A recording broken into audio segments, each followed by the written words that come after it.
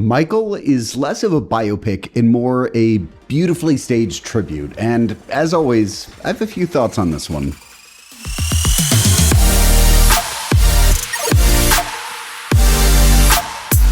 Walking out of the movie, my biggest takeaway was this isn't really trying to be a full, honest, cradle-to-grave story. It's a love letter to Michael Jackson, and when it really leans into that, it actually works really well. Let's start with the performances, because that's where the movie's its strongest. Jafar Jackson has an impossible task here, playing his real-life uncle, and honestly, he pulls it off. The dancing is incredible, the presence is there, and while it might not be an awards level performance, it is absolutely convincing, and the young actor playing Michael might be even more impressive. And then there's Colman Domingo as Joseph Jackson, who is easily one of the best parts of the movie. You need to hate him, and he makes that very easy. He brings this intensity and control that makes the few moments where he's challenged actually feels satisfying. From a technical standpoint, there's a lot to admire. The production design, the costumes, and the sound mixing are all clearly made with a ton of care. And even the small details, like matching the LA skyline in the back of the Griffith Observatory shot to match what it looked like in the 60s, it's just really well done. And then there's the thriller sequence, which is easily, for me, the high point of the film. That's the moment everything really clicked for me. It finally felt like a cohesive vision, a true tribute to Michael's artistry, and you can tell how much effort went into getting that right. From the location to the costumes to the dancing, but the movie also does have some pretty big issues. The pacing is all over the place. It tries to cover so much of his life that it ends up rushing through almost all of it. Huge moments, his rise to fame, creating Thriller, breaking away from his family, they're all handled in quick montages, while other scenes like extended concert sequences go on for way too long, sometimes 10 plus minutes. So it ends up feeling like a greatest hits version of his life, and if that's what you're looking for, it works. But if you want something deeper, something that really explores who he was as a person, you're not going to get that here. And that kind of feels intentional. With so many family members involved in the production, the movie feels curated. The dialogue especially stands out. A lot of it sounds overly scripted. There is an actual line that says, "I have to shine my light. That's my destiny."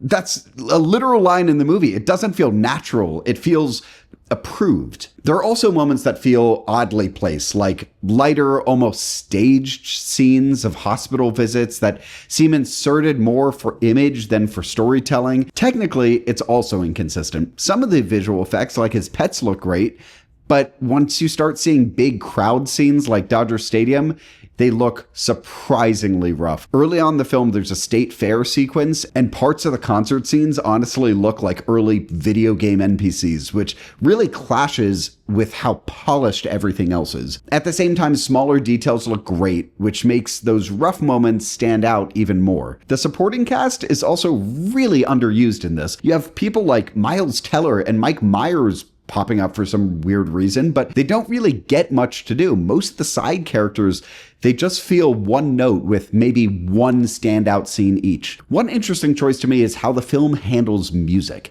It seems like they're blending Michael Jackson's original vocals with the actors' performances, which is unusual for a biopic. In the moment, it works, but afterwards, it raised some questions about consistency, especially when compared to movies like Elvis, where Austin Butler performed the vocals. And then there's the ending of the film. It doesn't really feel like an ending. The movie builds, and then it just kind of stops. And knowing that there was actually a different third act that got removed actually explains a lot, because the final stretch of the movie just felt incomplete. You can even feel that in the tone. There are moments that hint at deeper, more complicated parts of his life, but they're never explored. It's all surface level. So what you're left with is a movie that captures the icon really well, but not the man. It's polished, it's entertaining, and it's clearly made with a lot of care. And seeing with a full crowd of fans reacting, applauding, and treating it like an event, that energy definitely adds to the experience. I don't think it justified being seen in IMAX, but seeing it in a crowd of 450 people really made a difference. As a film, though, it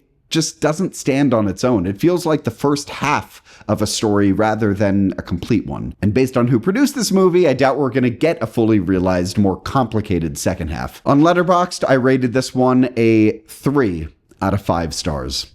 Thank you so much for watching my review. If you liked it, let me know down in the comments below, or consider giving this video a like or subscribing to the channel. Thank you so much for watching this one, and I'll see you guys in the next one.